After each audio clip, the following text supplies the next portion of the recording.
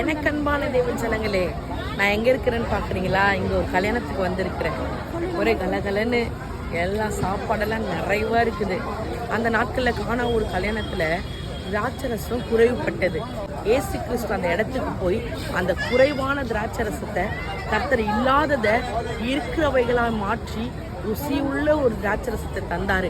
நம்ம வாழ்க்கையில கூட இன்றைக்கு எல்லாவற்றிலும் குறைவு இருக்கலாம், ஒருவேளை வெறுமை இருக்கலாம், திருமணம் வச்சிருக்கலாம், கையில பணம் இல்லாம இருக்கலாம். ஆனா ஒரு கல்யாணத்துல போய் இல்லாத திராட்சரசத்தை உருவாக்கி நிறைவை தந்த தெய்வம் உங்க வீட்டுல இருக்கிற ஃபங்க்ஷன்ல கூட ஒண்ணுமே இல்லைன்னு நினைக்கலாம்.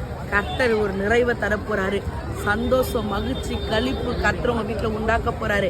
அதனால குறைவை நினைச்சு கலங்காதீங்க. இயேசு உங்க வீட்டுக்குள்ள வந்தா போதும், எல்லாம் குறைவை நிறைவா மாறும். இன்றைக்கு உங்க வீட்டுக்கு வர போறாரு. இதெல்லாம் வெறுமையா இருக்கோ அதெல்லாம் நிரம்ப போகுது. இந்த நாள் உங்க குறைவுகள் எல்லாம் நிறைவாக உங்க வீட்டுல சந்தோஷமும் சமாதானமும் களிப்பின் சத்தமும் கேட்க போகுது. கர்த்தர் தாமே உங்களை ஆஸ்வதிப்பாராக. ஆமென்.